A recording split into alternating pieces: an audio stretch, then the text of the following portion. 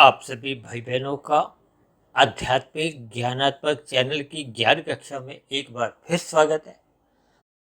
आज की चर्चा में हम प्रकृति के जो तीन गुण हैं, तमोगुण, रजोगुण और सतोगुण। देखिए, तमोगुण को हमने टी के साथ दर्शाते हुए एक अंधकार में स्थिति दिखाई है, और दाएं तरफ हमने देखिए एक धुंध की स्थिति दिखाते हुए ना रजोगुण को उससे दर्शाया, जो आर से हमने दर्शाया। और इन दोनों के ऊपर एक हमने सूर्य का एक प्रकाश दिखाया है, ताकि सूर्य का प्रकाश कैसे कैसे देखिए अंधकार को भगाता है और धुंध को भी समाप्त करता है, ताकि इन गुणों का जो स्वभाव है, लक्षण है, इनको हम अपने जीवन में जितने जल्दी यथार्थ रूप से पहचान लेते हैं। क्योंकि अक्सर आपका हमारा जीवन बस यूं ही बीतता रहता है। देखिए, बचपन अवस्था से युवा अवस्था के बीच में क्या है कि हम भौतिक शिक्षा का अध्ययन करते हैं। ये शास्त्रों की बातों का देखिए ज्ञान एक साधारण मनुष्य को मरते दम तक पूर्ण रूप से हो नहीं पाता। देखिए, मैं भी कोई अपने आप को कोई पूर्ण ज्ञाता नहीं समझता, लेकिन परमात्मा की प्रेरणा से देखिए प्रकृति के तीन गुण एक क्रम में आते हैं, तमोगुण, रजोगुण और सतोगुण। और हमने तो देखिए इन तीन गुणों पर, या आपके हमारे जो तीन शरीर हैं, स्थूल शरीर, सूक्ष्म शरीर और कारण शरीर, क्योंकि ये भी माया के ही बने हैं, प्रकृति के ही बने हैं। और प्रकृति के तीन गुण कहो या माया कहो, ये सब एक ही बात है। देखिए, शास्त्रों में तो इसको जड़ कहा गया।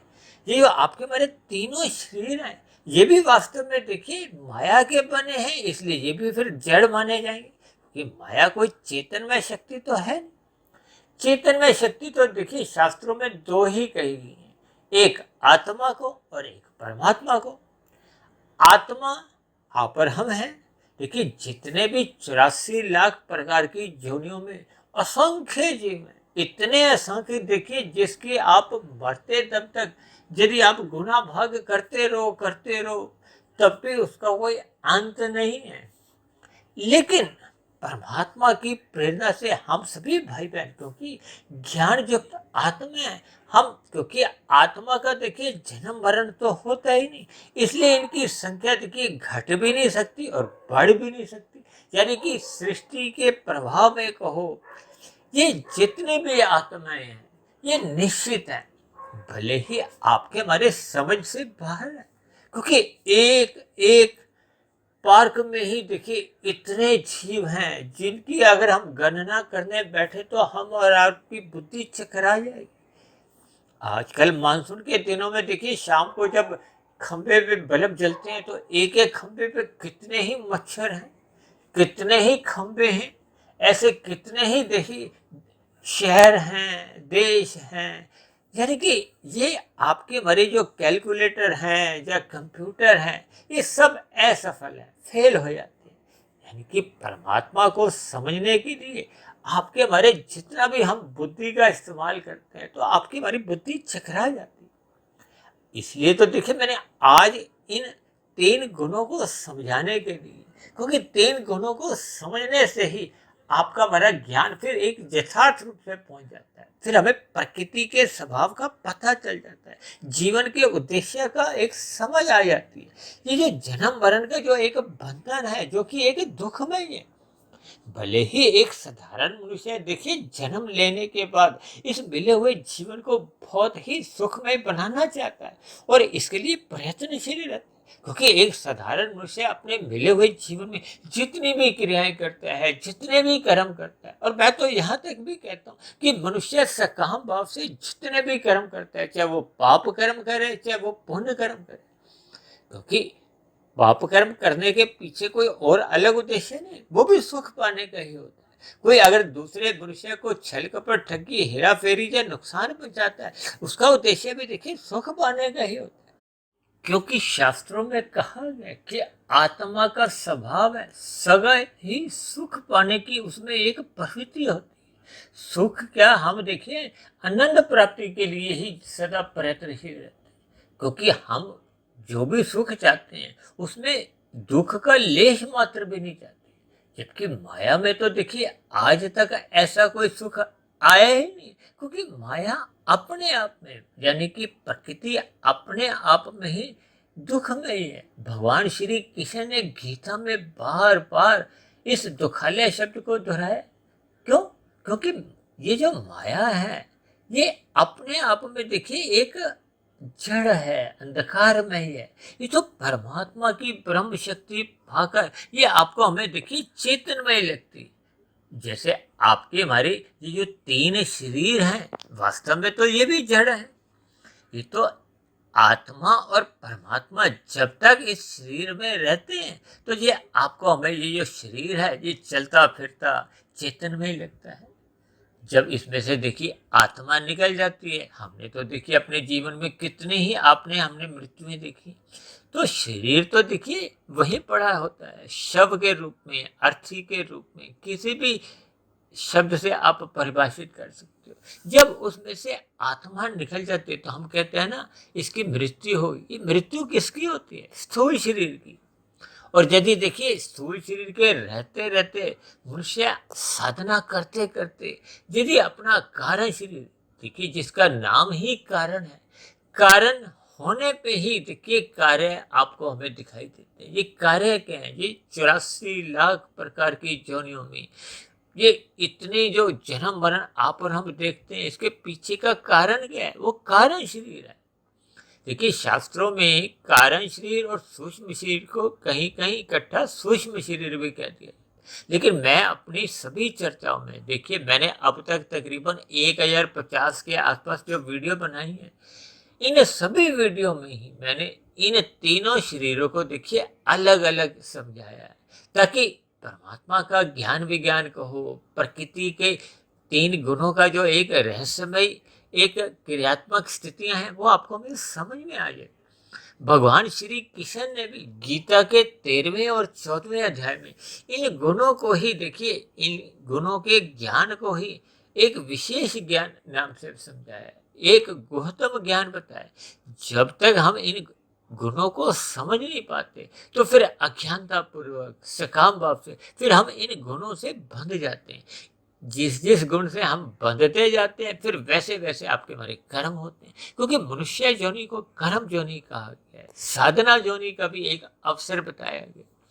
यदि मनुष्य अपने मिले हुए जीवन में कर्मों को सही दिशा नहीं देता तो उसके जीवन में देखिए दुख भी आने लगते हैं, क्योंकि तमोगुण में रहते हुए जब जब हम निषेध कर्म करते हैं तो आपके हमारे फिर भविष्य में फिर हमें दुख मिलते हैं। ये जो मनुष्य से नीचे की जो 80 लाख प्रकार की जोनी है वो तो देखिए दुखमय जोनी है, दंडमय जोनी है, तामसी जोनी है। शास्त्रों में तामस को एक निकृष्ट गुण माना जाता है। हालांकि ये जो हम प्रतिदिन जो रात को नींद लेते हैं ये भी तमोगुण के कारण ही है। देखिए प्रकृति में वैसे तो कोई भी चीज जब जो भी तत्व है उसका कहीं ना कहीं कोई एक यथार्थ लाभ होता है, कोई चीज बेकार में ऐसी नहीं। लेकिन किस चीज का हमने कितना संग, कहाँ, कब, कितना करना है, बस यही जान लेना ही एक ज्ञान है। अब देखिए तमोगुण को पदार्थों से भी जोड़ा जाता है। आपके बारे जो शरीर हैं ये पृथ्वी जल अग्नि वायु आकाश के बने, इनको भी तामसी कहा जाता है।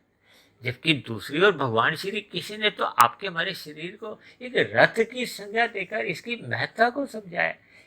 क्योंकि स्थूल शरीर एक रथ इसलिए कहा गया है कि स्थूल शरीर के रहते रहते ही हम अपने सूक्ष्म शरीर, जो कि मुख्य रूप से देखिए मन बुद्धि आते हैं, और मन बुद्धि को हम यहाँ यहाँ लगाते हैं कि स्थूल शरीर की जो कर्मेंद्रियां हैं या ज्ञानेंद्रियां हैं ये स्थूल रूप से देखिए गोलक बताई गई है, जिसमें देखिए नाक, आंख, कान, जीव्या और त्वचा, ये 5 ज्ञानेंद्रियां हैं। इनसे हम 5 भोग्य विषयों का सुख लेते हैं। ये 5 भोग्य विषय क्या है? गंध, रस, रूप, स्पर्श और शब्द। और इनको देखिए शास्त्रों में सूक्ष्म भूत भी कहा गया है। ये जो पृथ्वी जल अग्नि वायु आकाश, जो कि स्थूल रूप से एक साधारण मनुष्य इसी को ही प्रकृति मानता है, माया मानता है, ये भी एक स्थूल भूत है। देखिए इनका जो निर्माण है ये गंध, रस, रूप, स्पर्श और शब्द के कारण ही होता है। क्योंकि हमारे आपके सबके देखिए ये जो स्थूल शरीर है ये पृथ्वी, जल, अग्नि, वायु, आकाश के बने। अक्सर शमशान घाट में जब किसी शव को जलाया जाता है तो अक्सर देखिए लोग आपस में बात करते हैं ना कि 5 तत्वों का बना था, 5 तत्वों में ही ये लीन हो गया। अब माता के गर्भ में जब ये स्थूल शरीर का निर्माण होता है, उसकी जो आरंभिक स्थिति होती है वो विषय भोग के कारण ही जो प्रथम कोशिका बनती है, फिर उन कोशिकाओं में वृद्धि होते होते होते होते वो 9 माह में आपका हमारा एक शिशु का एक संपूर्ण शरीर विकसित हो जाता है। और उस विकसित होने के बाद जो स्थूल रूप से आप पर हम देखते हैं, बाकी की देखिए जो भी स्थितियां हैं, बचपन अवस्था, किशोर अवस्था, युवावस्था, प्रौढ़ अवस्था, वृद्धावस्था, और वृद्धावस्था के बाद फिर वही मृत्यु की एक स्थिति आती है। तो ये सभी स्थितियों पर जैसे जैसे मनुष्य ज्ञान पूर्वक अध्ययन करता है, इस पर शोध करता है, अनुसंधान करता है, जबकि कलयुग में एक साधारण मनुष्य स्थूल शरीर को ही सब कुछ समझता है। इस स्थूल शरीर के लिए ही वो सुख सुविधा, स्वाद भरे व्यंजन इकट्ठे करता है, सुख सुविधा के साधन जुटाता है। इसी स्थूल शरीर की मान प्रतिष्ठा के लिए वो विभिन्न प्रकार की क्रियाएं करता है। हालांकि शास्त्रों में तो देखिए 4 प्रकार के पुरुषार्थ कहे गए ना, धर्म, अर्थ, काम, मोक्ष।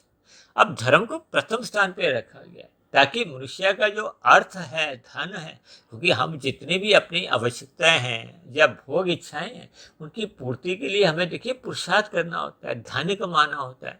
ये धन को, अर्थ को सब एक ही बात है। देखिए धन अपने आप में तो कोई ऐसी चीज नहीं है, लेकिन उस धन के द्वारा हम प्रकृति के सुखों को खरीद पाते हैं। वो एक मुद्रा कहो, यानी कि आपके हमारे जीवन में ये जो अर्थ कमाने के लिए ही एक बच्चे को स्कूल में भेजा जाता है, ताकि उसकी बुद्धि का विकास हो। वो अपने 15, 20, 25 वर्ष शिक्षा में लगाते हैं, किस लिए? ताकि वो एक अच्छे पद पर नौकरी कर सके या अपना व्यवसाय कुशलता पूर्वक चला सके। इन दोनों के पीछे ही उसका लक्ष्य क्या होता है कि उसको अधिक से अधिक धन मिले। धन क्यों मिले? क्योंकि वो समाज के कहो या संसार के जो 5 भोग्य विषय हैं, भोग्य विषय के गंध, रस, रूप, स्पर्श और शब्द, इनको अधिक से अधिक वो भोगना चाहता है। यानी जब मनुष्य रजोगुण में रहता हुआ संसारी विषय भोगों को धर्मानुसार भोगता है, या उसके लिए कर्म करता है, या भोग इच्छाएं पालता है, ये जब धर्मानुसार, धर्म का अभिप्राय है कि जब हम रजोगुण में रहते हुए अन्य जीवों को पीड़ा नहीं देते। शास्त्रों में जो जो विधि विधान द्वारा बताया गया है कि ये विहित कर्म आप कर सकते हो, इन कर्मों को करने से आपको किसी भी प्रकार का कोई दंड नहीं मिलता, क्योंकि उससे समाज में किसी भी प्रकार की कोई अव्यवस्था नहीं आती। देखिए अव्यवस्था तो तब आती है जब एक साधारण मनुष्य अपने सुख के लिए अन्य मनुष्यों को पीड़ा में डाल देता है, दुख देता है। अब देखिए मैं तो अक्सर इन कर्मफल सिद्धांत को ये यातायात की जो लाल बत्ती हरी बत्ती का जो एक प्रणाली है इससे जोड़ देता हूँ। देखिए जब हम हरी बत्ती पे अपने वाहन को आगे ले जाते हैं तो किसी प्रकार की कोई अव्यवस्था नहीं होती, लेकिन जब जब मनुष्य अपनी लाल बत्ती पर रोकने की बजाय अन्य मनुष्यों के लिए जब हरी बत्ती होती है, वो अपने वाहन को आगे अपने मंजिल की ओर ले जा रहे हैं, तब हम ऐसी स्थिति में यदि हम उनमें रुकावट पैदा करते हैं, रुकावट के हम उनको दुख देते हैं, पीड़ा देते हैं। दूसरे सरल शब्दों में देखिए हम अन्य मनुष्यों के सुखों में या अधिकार में हम बाधा उत्पन्न करते हैं।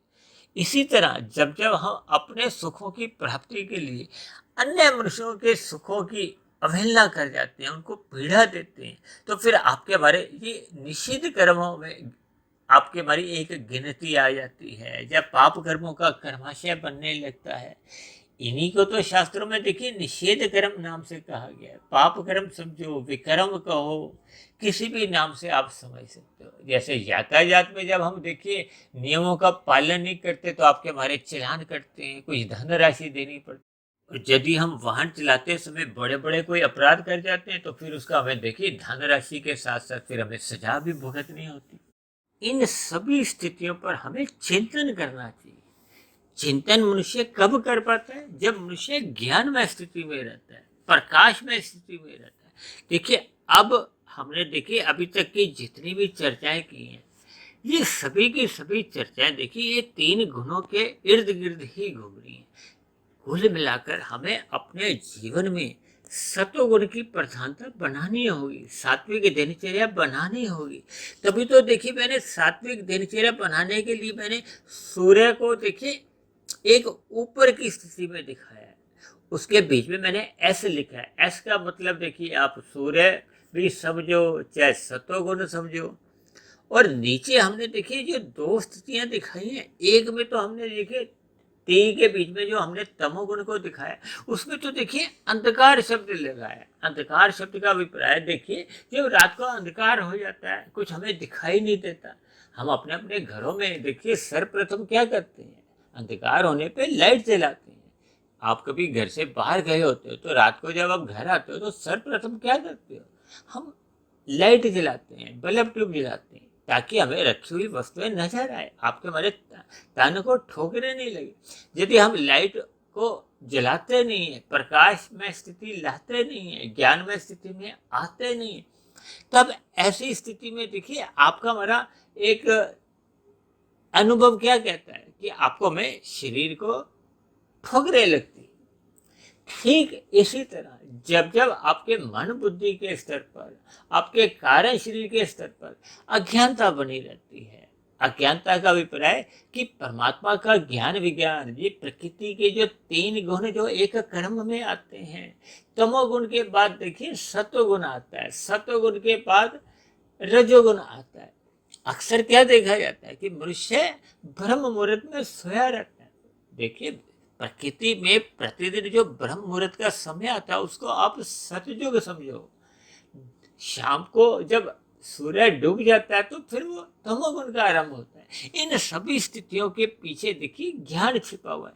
उसी ज्ञान को ही देखिए परमात्मा की प्रेरणा से आज मैंने कितने ही 3 साधारण से शब्द जो आकृतियों से मैंने इन 3 गुणों का ज्ञान देने का एक प्रयास कर रहा हूँ। देखिए मैं तो प्रतिदिन ही जो जो वीडियो तैयार करता हूँ उनमें परमात्मा की प्रेरणा से कुछ डिजाइन ऐसे बनाता हूँ, कुछ ऐसे रंगों का इस्तेमाल करता हूँ या ऐसे शब्दों का इस्तेमाल करता हूँ कि कोई भी शब्द, कोई भी रंग या कोई भी डिजाइन किसी भी तरह आपके मन बुद्धि पर टिक जाए।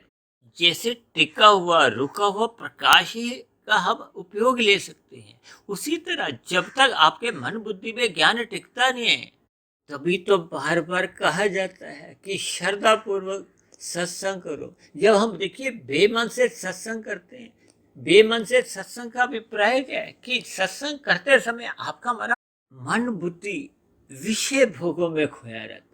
और जब जब मन विषय भोगों में खो जाता है तो मनुष्य स्वयं का जो अपने परिवार के हित के बारे में ही सोचता है, वो समाज कल्याण के लिए या समाज के अन्य वर्ग के लोगों का भी कल्याण हो इसका सोचता ही नहीं। जब एक साधारण मनुष्य अन्य मनुष्यों के हित की ही नहीं सोचता, तभी तो देखिए एक साधारण मनुष्य आज कलयुग में ऐसे ऐसे कर्म करता जा रहा है जिससे प्रकृति का वातावरण बिगड़ता जा रहा है। ये प्रदूषण जो बढ़ता जा रहा है ये आपके हमारे किए गए कर्मों का ही परिणाम है। देखिए किसी जीव जंतुओं द्वारा कोई प्रदूषण नहीं फैलता, पशु पक्षियों द्वारा प्रदूषण नहीं फैलता, ये तो आपके हमारे दिन भर जैसे जैसे हम कर्म करते हैं, जैसे जैसे हम अपने उद्योग धंधे चलाते हैं, जैसे जैसे आपकी हमारी एक दिनचर्या व्यवहार या स्वभाव में आदतें बनी हुई हैं, उसके फलस्वरूप आपके हमारे देखिए भोग बिगड़ते जा रही है। भोग बिगड़ने के परिणाम स्वरूप ही प्रकृति का वातावरण भी दूषित होता जा रहा है, लोगों में भाईचारा में कमी आती जा रही है, क्योंकि मनुष्य केवल स्वयं के हित की ही सोचता है। जब जब मनुष्य स्वयं के हित की ही सोचता है तो फिर उसको अपने कर्तव्य कर्मों का कोई बोध नहीं बना रहता, परमात्मा की स्मृति बनी नहीं रहती। ये कर्म फल सिद्धांत के अनुसार आज जो हम पाप कर्म कर रहे हैं इनका भविष्य में हमें ही दुख रूपी फल भोगना होता है, इस पर कभी मनुष्य विचार ही नहीं करता। क्यों नहीं करता? क्योंकि उसके जीवन में देखिए सत्वगुण की न्यूनता है, सत्संग का अभाव है। अब आप पुनः देखिए तमोगुण और रजोगुण की स्थिति के जो चित्र पर देखिए तमोगुण को टी मैंने काले रंग से दर्शाया है। काले रंग का अभिप्राय है कि उसके जीवन में तो अज्ञानता बनी रहती है, जबकि मैंने दूसरा जो रजोगुण में आर को देखिए एक रंगीन रंग से दिखाया है। रजोगुण का मतलब ये जो 5 विषय भोग है ना, अक्सर आजकल तो देखिए कलयुग चल रहा है, अक्सर आपने कई जगह ऐसे बोर्ड पढ़े होंगे 24/7 लिखा होता है। 24/7 का क्या अभिप्राय है कि 24 घंटे 7 दिन लोग विषय भोगों में ही एक रुचि बनाए रखते हैं। विषय भोगों में रुचि के कारण ही उसको एक संसारी आकर्षण अच्छे लगते हैं। इसलिए तो मैंने देखिए पीछे तो काले रंग की एक धुंध सी दिखाई है। धुंध का अभिप्राय क्या होता है? जब मनुष्य की भ्रम की स्थिति होती है, आधा अधूरा ज्ञान रहता है। क्योंकि देखिए तमोगुण को मैंने अक्सर एक संख्या से ही परिभाषित की है, रजोगुण को 10 की संख्या से और सतोगुण को 100 की संख्या से। और इसीलिए मैंने 100 से भी आगे जो विशुद्ध सतोगुण जो परमात्मा के लिए कहा जाता है उसको मैंने 1000 की संख्या से इसीलिए अपनी सभी वीडियो में ही परिभाषित किया है, ताकि ये जो शास्त्रों में कहा गया है ना, तमोगुण से 10 गुना अच्छा रजोगुण है, रजोगुण से भी 10 गुना अच्छा सतोगुण है। और इसी बात को आगे ले जाते हुए मैंने सत्वगुण से भी 10 गुना अच्छा विशुद्ध सत्वगुण यानी कि परमात्मा को, आत्मा को कहा है। क्योंकि ये आत्मा और परमात्मा दोनों ही एक चेतन सत्ता है। यानी कि आपके हमारे जीवन में जब जब ये विषय भोगों के प्रति रुचि बनी रहती है, या दूसरे शब्दों में यूं कहो कि अमर्यादित विषय भोग ही आपके हमारे ये ज्ञान को धुंधला करते हैं। जब जब आपका हमारा ज्ञान धुंधला होता है तो ये भ्रम की स्थितियां होती हैं, अंधविश्वास भी आपके हमारे जीवन में अक्सर चलते रहते हैं। तभी तो ऐसी स्थिति में आपके हमारे जीवन में ज्ञान की न्यूनता बनी रहती है। जब जब देखिए कोई 3 गुणों में कोई एक गुण प्रधान होता है तो दूसरा गुण गौण बना रहता है और तीसरे गुण अति गौण की स्थिति में रहता है। अब आप थोड़ा और ध्यान लगाओ, देखिए जब तमोगुण 1 की स्थिति है, रजोगुण 10 की स्थिति है, सतोगुण 100 की स्थिति है और परमात्मा 1000 की स्थिति है। अब जब जब मनुष्य अज्ञानता में रहता है, तमोगुण में अपना जीवन बिताता है, तो देखिए 1 और 100 की ही दूरी कितनी अधिक है और 1000 की तो दूरी की आप कल्पना ही नहीं कर सकते। तब ऐसी स्थिति में पास क्या है? देखिए तमोगुण के पास क्या है? 10 की संख्या है, यानी कि वो रजोगुण है। ठीक इसी तरह अब आप रजोगुण की स्थिति पर चिंतन करो। देखिए सारा संसार रजोगुणी है, सभी मनुष्य को भोग प्रिय है। इन्हीं भोगों के लिए जब मनुष्य साधारण पुण्य कर्म करता है तो उसकी भी स्थिति देखिए राजसी ही मानी जाती है। एक साधारण मनुष्य की स्थिति राजसी मानी जाती है। देखिए जब जब मनुष्य सतोगुण में स्थित नहीं होता तो या तो वो तमोगुण की स्थिति में होता है या रजोगुण की स्थिति में रहता है, जब बीच में कहीं उसकी स्थिति बनी रहती है। देखिए इन सभी बातों को आप बहुत ही ध्यान से एकांत पर इस पर चिंतन करो, क्योंकि देखिए जैसे शास्त्रों में एक एक शब्द बहुत ही नपा तुला तोल के कहा गया है, उसी तरह परमात्मा की प्रेरणा से मैं जो ब्रह्म मुहूर्त में जितनी भी वीडियो मैंने बनाई है उनमें भी देखिए मैंने एक एक शब्द को बहुत ही नपा तुला परमात्मा के आशीर्वाद से बहुत ही एक सटीक उदाहरणों द्वारा आपको समझाने का मैं एक प्रयास करता हूँ। लेकिन मेरा प्रयास भी तभी सफल हो पाता है जब ये आप इन सभी बनी हुई वीडियो को एकांत में ब्रह्म मुहूर्त में ही सुनो, इस पर आप चिंतन करो। और जिन विशेष वीडियो में देखिए मैं ऐसे जैसे आज मैंने चित्र बनाया ना, इन चित्रों पर ध्यान केंद्रित करते करते ही हमें इन वीडियो को सुनना चाहिए, ताकि आपका बड़ा जो सुना हुआ ज्ञान उन चिन्हों से कहो, उन डिजाइनों से, उन रंगों से थोड़ा विशेष प्रभाव डालेगा। आपको एक क्रमबद्ध तरीके से बात समझ में आने लगेगी। देखिए मैंने कहा ना, जब जब बात आपके हमारे हृदय में उतरती है, आपके कारण शरीर में एक संस्कार बनती है, फिर आपके हमारे जीवन में एक सकारात्मक परिवर्तन आता है। जब तक देखिए आपका हमारे कारण शरीर में शुभ संस्कार नहीं बनता, क्योंकि बने हुए शुभ संस्कारों से ही आपके हमारे मन बुद्धि में स्मृतियां आती हैं, फुरने उठते हैं। फिर वो उठे हुए फुरने को हो स्मृतियां ही स्थूल शरीर की कर्मेंद्रियों को या ज्ञानेंद्रियों को एक दिशा निर्देश करती हैं। जब जब देखिए बुरे संस्कार होते हैं तो मन बुद्धि में फिर बुरे फुरने उठते हैं। वो बुरे फुरने ही स्थूल शरीर की कर्मेंद्रियों को, ज्ञानेंद्रियों को बाध्य कर देती है, मजबूर कर देती है। तभी तो मनुष्य ना चाहते हुए भी देखिए दिन में कितने ही पाप कर्म करने को मजबूर हो जाता है। मनुष्य को स्वयं भी इस बात का बोध नहीं रहता, यानी कि मनुष्य से कब कितने अधिक पाप कर्म हो जाते हैं वो मनुष्य को इसका बोध नहीं होता। बोध कब होता है? जब वो पाप कर्म हो चुका हो।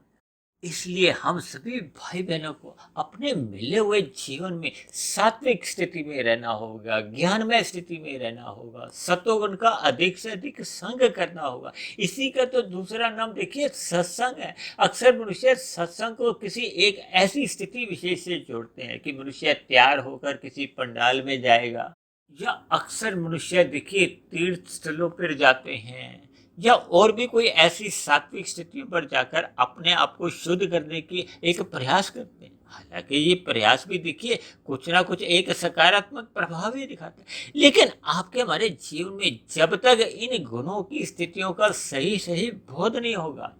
गीता में भगवान श्री कृष्ण ने इन 3 गुणों के ज्ञान को गुह्यतम ज्ञान कहा है।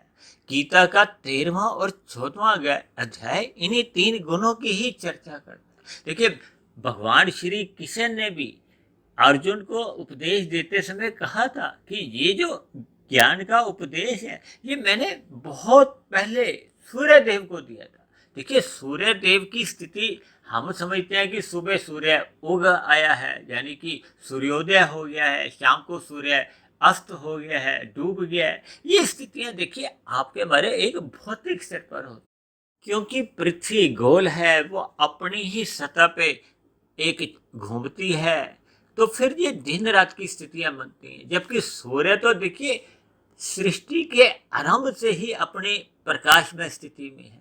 इस पर भी देखिए हमने तकरीबन 8-10 महीने पहले या 1 साल पहले 24 घंटे प्रतिदिन 24 घंटे की स्थितियों पर एक बहुत लंबी चर्चा की थी, जिस पर हमने इस पर विशेष टिप्पणियां की थी।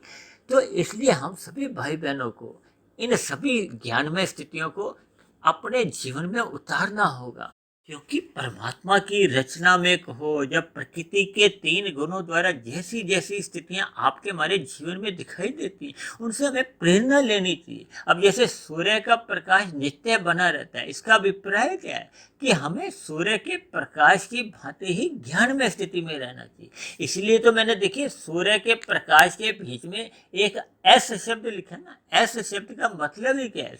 भले ही देखिए आप सूर्य समझ सकते हो, लेकिन यहाँ एस का अभिप्राय सत्वगुण से है, क्योंकि नीचे मैंने टी और आर लिखा है। टी का मतलब तमोगुण से है, आर का मतलब रजोगुण से। जब तक आपके हमारे जीवन में देखिए सतोगुण की प्रधानता नहीं आती, इसलिए तो आपके हमारे जीवन में देखिए सूर्य देव का विशेष महत्व है। अक्सर हमारे शास्त्रों में ऐसा बार बार जिक्र आता है कि हमें सुबह उठकर सूर्य देव को जल अर्पित करना चाहिए। तो ये सभी स्थितियां क्या है कि हमें ज्ञानमय स्थिति में रहना चाहिए। हम ज्ञानमय स्थिति में रहने पे ही आपका हमारा ये जो रजोगुण है ये फिर मर्यादा में रहता है। तभी तो कहा जाता है कि सूर्य उगने से पहले का जो 2 घंटे 40 मिनट का समय उसको ब्रह्म मुहूर्त कहा जाता है। ब्रह्म मुहूर्त परमात्मा के लिए कहा जाता है। मुहूर्त शब्द एक समय को इंगित करता है। इसलिए तो मैं बार बार कहता रहता हूँ कि रात को मनुष्य को जल्दी सो जाना चाहिए। देखिए रात को भी तमोगुण की 3 स्थितियां होती हैं। शाम को सूर्य के ढलते ही एक तमोगुण आरंभ हो जाता है, लेकिन आरंभिक तमोगुण तो गुजरे हुए रजोगुण से प्रभावित होता है, इसलिए वो इतना नुकसानदायक नहीं होता। लेकिन उसके बाद की जो 2 घंटे 40 मिनट के बाद की जो स्थितियां होती हैं वो घोर तमोगुण की होती है। इसलिए तो कहा गया कि उस समय विशेष में मनुष्य को नींद लेनी चाहिए। नींद लेने का अभिप्राय है कि हमें एक आरामदायक स्थिति में आना चाहिए, तभी तो आपका हमारा स्थूल शरीर पुनः एक ऊर्जा प्राप्त करता है, स्फूर्ति प्राप्त करता है। लेकिन आज कल युग में क्या देखा जा रहा है कि मनुष्य रात को 11 बजे 12 बजे 1-2 बजे तक जागता रहता है, यानी कि मनुष्य तमोगुण का संग करता है जब घोर तमोगुण चल रहा होता है। अक्सर देखिए कुछ भाई बहन मुझे ऐसे प्रश्न भी पूछ लेते हैं कि कभी कभी, क्योंकि मैं तो अक्सर रात को देखिए 1 बजे 1:30 बजे 2 बजे उठ जाता हूँ, कई बार और भी जल्दी उठ जाता हूँ। लेकिन मेरी स्थिति उस घोर तमोगुण की स्थितियों से थोड़ी भिन्न बनी रहती है, क्योंकि मैं सोकर नींद लेकर उठता हूँ तो फिर मेरे लिए वो ब्रह्म मुहूर्त की एक बड़ी स्थिति बन जाती है। देखिए, एक साधारण ब्रह्म मुहूर्त 2 घंटे 40 मिनट का है। अब हम अपने मिले हुए जीवन में जब हम और जल्दी उठ जाते हैं तो हम अपने इस 2 घंटे 40 मिनट को भी और लंबे समय से बढ़ा सकते हैं। देखिए, ये सभी ज्ञान की सूक्ष्म बातें तभी समझ में आती है जब हम ज्ञान में स्थिति में रहते हैं। वैसे तो परमात्मा की जितनी भी एक स्थितियां प्रकृति में आपको हमें दिखाई देती हैं, वो कहीं भी कोई भी एक स्थिति भी अपने आप में गलत नहीं है, लेकिन किस स्थिति विशेष का हमें कितना संग करना है, बस इसका ज्ञान मनुष्य को होना चाहिए। इसलिए हम सभी भाई बहनों को सूर्य की भांति ही ज्ञान में स्थिति में रहना होगा। जैसे सूर्य का प्रकाश वैसे एक यथार्थ रूप से तकनीकी रूप से 24 घंटे बना रहता है, इसी तरह हम सभी भाई बहनों को अपने मिले हुए जीवन में ज्ञान में स्थिति में रहना होगा। ज्ञान में स्थिति में रहने पे ही फिर आपका हमारा रजोगुण एक मर्यादा में रहता है। रजोगुण मर्यादा का अभिप्राय है कि हम अपने स्थूल शरीर की आवश्यकताओं की पूर्ति के लिए ही पुरुषार्थ करते हैं। हम विषय भोगों की कामनाएं मन में बनाते ही नहीं, क्योंकि जब जब मनुष्य कि विषय भोगों की इच्छाएं अनियंत्रित हो जाती हैं तो मनुष्य का रजोगुण बिगड़ जाता है। जब जब मनुष्य का रजोगुण बिगड़ने लगता है तो समझ लेना कि उसका तमोगुण कभी भी उसके जीवन में इतना एक प्रभाव दिखा सकता है। यानी कि मनुष्य के अनियंत्रित विषय भोग ही कब मनुष्य को तमोगुण में गिरा देते हैं, यानी कि पाप कर्मों में संलग्न करवा देते हैं। क्योंकि विषय भोग के जो वेग हैं, क्योंकि जब मनुष्य उन विषय भोगों का व्यसनी बन जाता है तो फिर वो विषय भोग के वेग ही उसको पाप कर्म करने को एक मजबूर कर देते हैं, बाध्य कर देते हैं। यानी कि मनुष्य उन पाप कर्मों को करने से फिर हिचकता नहीं। इसलिए हमें आरंभ से ही देखिए, हमें ज्ञान में स्थिति में रहना होगा, ब्रह्म मुहूर्त में उठने का अपना एक संस्कार बनाना होगा। ये तभी संभव हो पाता है जब मनुष्य रात को जल्दी सो जाता है। तब ऐसी स्थिति में मनुष्य तमोगुण के दूषित प्रभाव से भी अपने आप को बचा लेता है और सुबह ब्रह्म मुहूर्त में उठने पर सतोगुण का जो एक विशेष लाभ है उसको भी कमा लेता है। तो ऐसी सभी शुभ स्थितियां जब आपके हमारे जीवन में बनने लगती हैं तो आपके हमारी ये एक शुद्ध कमाई है। ये शुद्ध कमाई ही फिर मनुष्य को दिन में अमर्यादित विषय भोगों को भोगने से बचाती है। ये एक कवच का काम करती है। अन्यथा एक साधारण मनुष्य के जीवन में रजोगुण ही एक प्रभावशाली ढंग से अपनी ओर आकर्षित करता है। फिर विषय भोगों से आकर्षित होता हुआ ही मनुष्य कब तमोगुण में कितने स्तर पर नीचे गिरता रहता है, मनुष्य को इसका बोध नहीं रहता। इन सभी स्थितियों को हमें देखिए ज्ञान पूर्वक समझना होगा। अक्सर आपने देखिए सर्दियों में जब धुंध निकल आती है, सुबह 8 बजे 9 बजे 10 बजे तक भी कभी कभी देखिए धुंध बनी रहती है। जब जब आप किसी पहाड़ी इलाकों में जाते हो तो रास्ते में जो खुले इलाके होते हैं तो वहाँ तो धुंध देखिए 11 12 बजे तक भी बनी रहती है। और ये धुंध कब समाप्त होती है? हम कहते हैं ना, सूर्य का प्रकाश अभी इस धुंध को समाप्त करेगा। इसका अभिप्राय क्या है कि रजोगुणी मनुष्य के मन बुद्धि के स्तर पर जितने भी अंधविश्वास होते हैं, भ्रम की स्थितियां होती हैं, आधा अधूरा ज्ञान की स्थितियां होती हैं, उसको सत्संग से कहो, ज्ञान में स्थिति से कहो, चाहे सूर्य के प्रकाश से संबोधित करो। यानी कि जब जब हम सत्संग करते हैं, ज्ञान में स्थिति में रहते हैं तो आपके हमारे अंधविश्वास दूर होने लगते हैं। आपका हमारा जो आधा अधूरा ज्ञान है, भ्रम की स्थिति है, वो दूर होने लगती है। हमें परमात्मा का ज्ञान विज्ञान समझ में आने लगता है। इन प्रकृति के 3 गुणों के सही सही लक्षणों का बोध होने लगता है। जब जब देखिए ज्ञान आपके हमारे जीवन में टिक जाता है, कहते हैं ना, ज्ञान का स्तर बदलते ही आपका हमारा संसार बदल जाता है। तो आपका हमारा संसार क्या है, आपका हमारा व्यवहार क्या है, आपकी हमारी दिनचर्या क्या है, जब तक ये सत्वगुण से नियंत्रित नहीं होती। इसीलिए तो भगवान श्री कृष्ण ने गीता में 5 घोड़ों की लगाम को अपने हाथ में रखकर यही एक संदेश दिया है कि हमें गुरु की आज्ञा में, शास्त्रों के आज्ञा अनुसार, जब परमात्मा की शरणागति रहते हुए ही अपने स्थूल शरीर को कहो या अपने जीवन को एक दिशा देनी होगी। दिशा क्या है कि हमें परमात्मा की ओर चलना होगा। हमें सतोगुण का अधिक संग करते हुए ही विशुद्ध सतोगुणी सत्ता यानी परमात्मा को पाने का एक लक्ष्य बनाना होगा। इसीलिए तो हमारे ऋषियों ने आरंभ से ही कुछ कर्म कांडों की एक रचना की, ताकि ये कर्म कांड यदि मनुष्य लोभ से करता है चाहे भय पूर्वक करता है, तो फिर मनुष्य रजोगुण से कुछ समय के लिए सतोगुण में जाता है। अब देखो ना, हर 6-6 महीनों बाद ये नवरात्रों का जो एक 8-9 दिनों का जो एक स्थितियां आती हैं, मनुष्य उनमें सात्विक स्थिति में अपने आप को महसूस करता है और सात्विक स्थितियों में ही अपने आप को बनाए रखता है। ये इसीलिए कि मनुष्य का सतोगुण में रहने का एक स्वभाव बने। और भी आपके हमारे जीवन में देखिए विभिन्न प्रकार के त्योहार आते हैं या कथा कहानियाँ कुछ इस हिसाब से रची गई हैं कि उन कथा कहानियों को सुनकर हमें कुछ अपने जीवन में सकारात्मक दिशा जीने की एक उपदेश मिले, प्रेरणा मिले, आपके हमारे जीवन में सत्वगुण की प्रधानता आने लगे, हम विषय भोगों से बचे। इसीलिए तो ये कर्म कांडों की एक रचना की गई, ताकि मनुष्य रजोगुण में डूबे नहीं, फिसले नहीं। क्योंकि जब जब मनुष्य रजोगुण में फिसल जाता है, रजोगुण का अभिप्राय देखिए 5 विषय भोगों से ही है। जब जब मनुष्य उन 5 विषय भोगों में फिसल जाता है, डूब जाता है, डूबना क्या है, तमोगुण में गिरना। इन सभी स्थितियों से मनुष्य को स्वयं को एक बचाना होगा। अब हम बात करते हैं तमोगुण की। देखिए अंधकार में स्थिति है। अब अंधकार कब भागता है? देखिए इस समय ब्रह्म मुहूर्त का समय चल रहा है, अंधकार में स्थिति है। अब जैसे जैसे सूर्य का प्रकाश आएगा तभी ये अंधकार भागेगा। भागेगा मतलब समाप्त होगा। इसका अभिप्राय क्या है कि जब जब आपके हमारे जीवन में सतोगुण की प्रधानता होगी, ज्ञान में स्थितियां बनेगी, सत्संग आने लगेगा, तो फिर आपकी हमारा जो एक कुसंग है वो छूटने लगेगा, अंधकार भागने लगेगा, अज्ञानता समाप्त होने लगेगी। देखिए अब तकरीबन 2, ढाई, 3 घंटे बाद सूर्य का इतना प्रकाश हो जाएगा कि आप इस स्थिति का आंकलन ही नहीं कर सकोगे कि कुछ समय पहले यहाँ अंधकार था।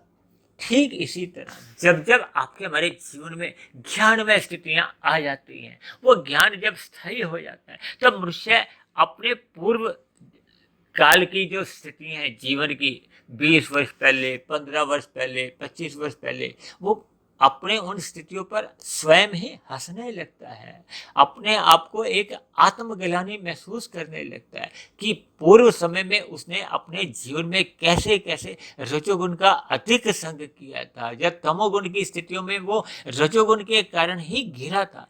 इसीलिए तो भगवान श्री कृष्ण ने भी प्रकृति के इन 3 गुणों में केवल सतोगुण को ही एक मुक्तिदायक गुण बताया है, जबकि दूसरी ओर रजोगुण के कारण ही मनुष्य संसार के विषय भोगों में एक डूबता है, जब व्यसनी बनने लगता है, प्रमाद में आने लगता है, और कब आलस्य में गिर जाता है और पाप कर्म करने लगता है, मनुष्य को पता नहीं चलता। कुल मिलाकर ये तमोगुण और रजोगुण ये पास पास गिने जाते हैं, क्योंकि तमोगुण 1 की स्थिति है और रजोगुण 10 की स्थिति है। 1 और 10 में कोई विशेष अंतर नहीं है। जैसे आपका हमारा मकान नंबर 10 है तो किसी का मकान नंबर 1 है, तो बीच में अंतर कितना है? 8 मकानों का। तो 1 और 10 देखिए पड़ोसी माने जाते हैं। मैंने तो तकरीबन शायद 2 वर्ष पूर्व या 2.5 वर्ष पूर्व एक वीडियो भी इस पर बनाया था कि ये तमोगुण और रजोगुण पड़ोसी माने जाते हैं, कुछ ऐसा ही वीडियो था। देखिए जब तक हम सतोगुण में जाने का अपना लक्ष्य नहीं बनाते, क्योंकि जब तक मनुष्य सतोगुण में स्थित नहीं होता, तो फिर वो विशुद्ध सतोगुण की और अपनी आध्यात्मिक उन्नति के लिए साधना आरंभ नहीं करता। जैसे आईएएस की परीक्षा में बैठने के लिए सर्वप्रथम देखिए एक प्रिलिमिनरी टेस्ट को पास करना होता है। जब तक आप उस टेस्ट विशेष को, उस परीक्षा को आप पास नहीं करते, तो आप मुख्य रूप से जो आईएएस की परीक्षा में भी बैठ नहीं सकते। इन सभी शब्दों का हमें देखिए भावार्थ समझना होगा कि परमात्मा को पाने के लिए मनुष्य को सर्वप्रथम अपना सतोगुण मजबूत करना होता है। सतोगुण मजबूत होने पे ही आपका रजोगुण मर्यादा में रहता है। जब जब रजोगुण मर्यादा में रहता है तो मनुष्य का तमोगुण में गिरने का तो प्रश्न ही नहीं उठता। इसलिए मेरी आप सभी भाई बहनों से बेनती है कि मिले हुए जीवन में सत्संग करते रहिए, सत्संग करते रहिए, क्योंकि सत्संग के लिए देखिए प्रयास करना होता है, ये अपने आप कभी नहीं होता। जबकि ये कुसंग ये सहज ही होता है, इसके लिए कोई मनुष्य को प्रयास नहीं करना होता। इसलिए तो कहा जाता है कि रजोगुण एक साधारण मनुष्य को सहज ही प्रिय होता है। इन विषय भोगों की ओर सहज ही आपके हमारे स्थूल शरीर का एक आकर्षण बना रहता है। शास्त्रों में इसी को ही इंद्रिय दोष नाम से कहा गया है, क्योंकि ये स्थूल शरीर तामसी है, ये पृथ्वी जल अग्नि वायु आकाश का बना है। इसी के ही सूक्ष्म विषय जो भोग विषय है वो गंध रस रूप स्पर्श शब्द, ये इन्हीं के ही सूक्ष्म भूत हैं, इसलिए इनमें सजातीय संबंध है, जिसको जड़ से देखिए समाप्त किया ही नहीं जा सकता। इसको मात्र एक मर्यादा में रखा जा सकता है। मर्यादा में रखने मात्र से ये कभी भी नुकसानदायक नहीं होता। इन सभी स्थितियों को हम जितना जितना यथार्थ रूप में समझते जाएंगे, आपके हमारे जीवन में सात्विकता बढ़ने लगेगी। सात्विकता बढ़ने से ही आपका हमारा रजोगुण यानी कि धुंध भी समाप्त होने लगेगी। धुंध समाप्त होते होते तो मनुष्य की ये जो अंधकार में स्थितियाँ होती हैं, अज्ञानता की स्थितियाँ होती हैं, तमोगुण में गिरने की जो एक गलत स्थितियाँ होती हैं, पाप कर्मों से बचने की स्थितियाँ फिर सहज ही बनने लगती हैं।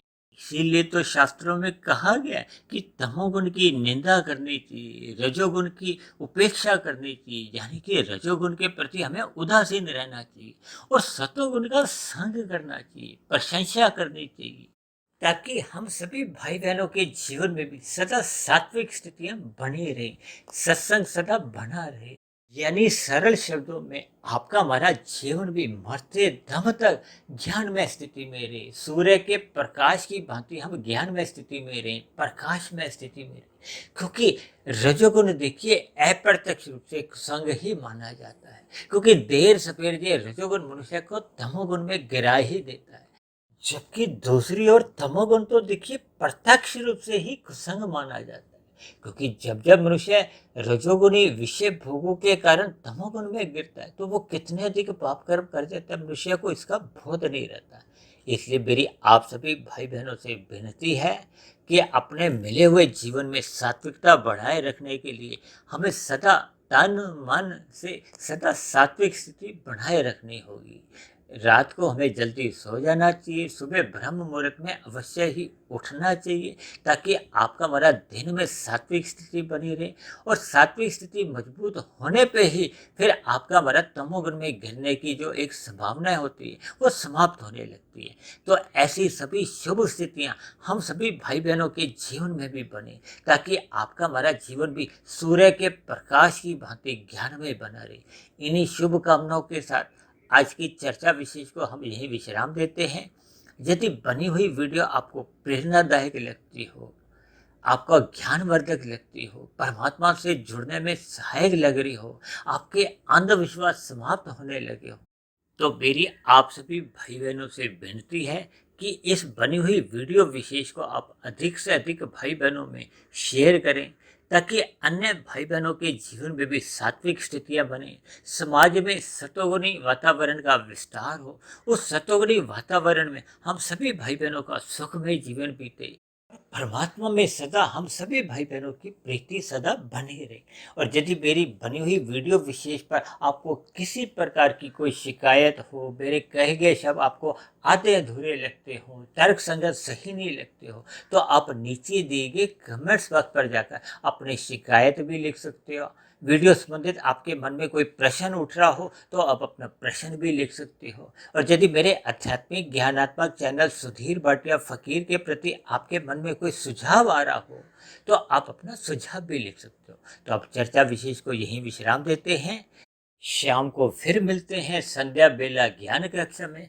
तब तक आप अपने आध्यात्मिक मित्र सुधीर भाटिया फकीर को इजाजत दें। वीडियो को ध्यान से सुनने के लिए आप सभी भाई बहनों का बहुत बहुत धन्यवाद।